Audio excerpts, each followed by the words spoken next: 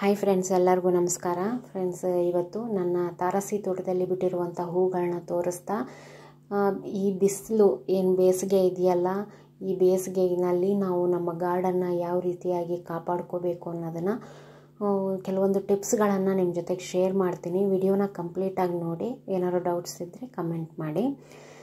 ಮೊದಲನೇದಾಗಿ ನಾವು ಗಿಡಗಳಿಗೆ ನೀರನ್ನು ಹಾಕಬೇಕು. ಗಿಡಗಳಿಗೆ ನಾವು ಬೆಳಗ್ಗೆ ಒಂದು ಸರಿ ನೀರು ಹಾಕ್ತಿದ್ವಿ, ಇನ್ಮೇಲೆ 2 ಸರಿ ನೀರು ಹಾಕ್ಬೋದು.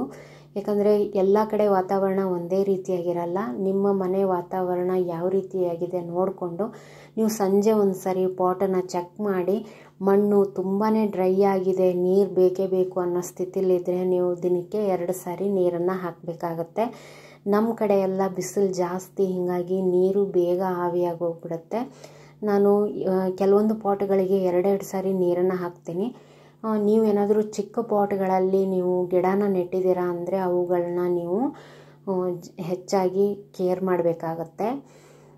ಹಾಗೆ ಈ ನೋಡಿ, ಮಾವಿನ ಗಿಡನ ನಾನು ತೊಗೊಂಡು ಬಂದು ರೀಪಾಟ್ ಮಾಡಿರೋ ವಿಡಿಯೋ ಮಾಡಿದ್ದೆ. ಈ ಹೊಸದಾಗಿ ನಾವೇನು ರೀಪಾಟ್ ಮಾಡ್ತೀವಲ್ಲ ಗಿಡಗಳು, ಅದನ್ನು ನೀವು ತುಂಬಾ ಕೇರ್ ಮಾಡಬೇಕಾಗತ್ತೆ, ಚೆಕ್ ಮಾಡ್ತಾ ಇರಬೇಕು. ಆಮೇಲೆ 1-2 ದಿನ ಶೇಡಿ ಏರಿಯಾದಲ್ಲಿ ಇದನ್ನು ಇಡಬೇಕಾಗತ್ತೆ.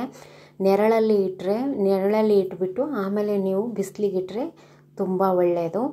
ಇನ್ನು ಮೂರನೇದಾಗಿ, ಬೀಜಗಳನ್ನು ನಾವು ಹಾಕಿರ್ತೀವಿ, ಆ ಸೀಡ್ಸ್ ಎಲ್ಲ ಸಸಿಯಾಗಿ ಬಂದಿರುತ್ತೆ. ಆ ಸಸಿಗಳನ್ನು ಕೂಡ ಅಷ್ಟೇ ನೀವು ಏನು ಮಾಡಬೇಕಂದ್ರೆ ಸ್ವಲ್ಪ ಆದಷ್ಟು ನೆರಳಲ್ಲಿ ಇಟ್ಟಿರಬೇಕು.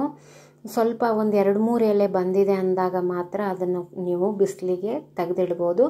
ಆಮೇಲೆ ಅದಕ್ಕೆ ನೀರನ್ನು ಮಾತ್ರ ನೀವು ಪ್ರಾಪರಾಗಿ ಹಾಕಬೇಕು. ನೀರನ್ನು ಬಿಟ್ಟು ಬಿಡದ ಹಾಗೆ ನೀವು ನೀರನ್ನು ಹಾಕಬೇಕಾಗತ್ತೆ. ಇನ್ನೊಂದೇನೆಂದರೆ, ನಾವು ಸಂಜೆ ಟೈಮಲ್ಲಿ ಎಲೆಗಳಿಗೆ ನಾವು ನೀರನ್ನು ಸ್ಪ್ರೇ ಮಾಡಬೇಕು. ಆ ರೀತಿ ಸ್ಪ್ರೇ ಮಾಡಿದಾಗ ಗಿಡಕ್ಕೂ ಕೂಡ ಹಿತ ಅನಿಸುತ್ತೆ, ತುಂಬ ಖುಷಿಯಾಗುತ್ತೆ. ಎಲೆಗಳು ಕೂಡ ಅಷ್ಟೇ ಫ್ರೆಶ್ ಆಗಿರುತ್ತೆ. ನೀವು ಗಿಡಗಳಿಗೆ ನೀರನ್ನು ಸ್ಪ್ರೇ ಮಾಡಿದ್ರೆ ಗಿಡಗಳ ಹಚ್ಚ ಹಸಿರಾಗಿ ತುಂಬ ಚೆನ್ನಾಗಿ ಬರುತ್ತೆ. ಆಮೇಲೆ ಅದಕ್ಕೆ ಎನರ್ಜಿ ಕೂಡ ಸಿಕ್ಕಂಗೆ ಆಗುತ್ತೆ.